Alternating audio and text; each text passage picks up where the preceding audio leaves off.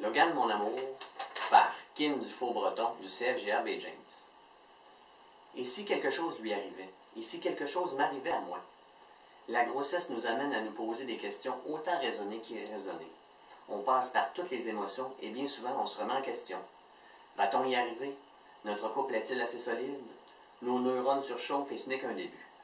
C'était un 13 décembre 2010 lorsque j'ai su que nous étions maintenant deux dans ce même corps. À partir de ce jour, tout allait changer. Les grandes décisions devaient bientôt prendre place. Je n'avais que 17 ans. Je n'avais quasiment rien vu, rien vécu. J'avais toute la vie devant moi.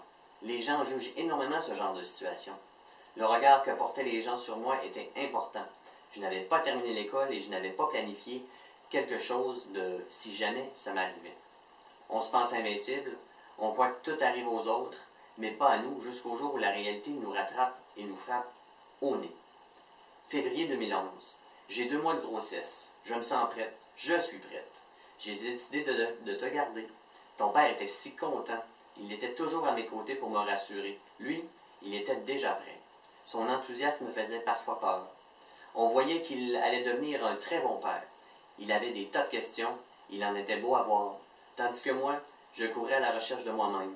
La réalité faisait partie de mon lot d'interrogations. Tu étais si petit, mais dorénavant si important. Plus les jours avançaient, plus mon corps changeait. Mon petit corps de jeune femme devenait gros et lourd. J'avais faim, toujours faim. Mes hormones ne m'ont pas mené la vie facile. Je complexais avant même d'être enceinte avec mes 115 livres toutes mouillées. Ça n'avait plus rien à voir avec mes 170 livres. J'avais peur, peur de ne plus être belle, peur que mon amoureux ne me trouve plus attirante et que ça me prenne des années à m'en remettre. Une chose était sûre, c'était toi qui allais m'aider à m'en sortir. C'était toi qui allais devenir ma fierté quotidienne et pour le reste, je me battrais chaque jour pour y arriver. À 7 mois de grossesse, ta chambre était déjà prête, tes vêtements étaient déjà achetés et nos cœurs devenaient impatients de te voir. C'est à 37 semaines que le grand jour arriva. Si tu savais à quel point j'étais heureuse. Le sentiment qui m'habitait était indescriptible.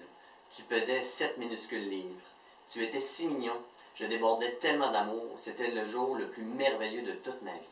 Oui, c'était une naissance comme les autres. Il ne s'est rien passé de réellement dangereux, rien qui a marqué l'histoire. À cette période, nous étions le 28 octobre 2011. Toutefois, la première neige s'est installée avec ta venue. C'était beau. La neige virevoltait dans un scintillement bercé par le vent, comme si elle attendait ta venue. C'est ce soir-là que tu es sorti dans mes bras. Kim Dufault-Breton.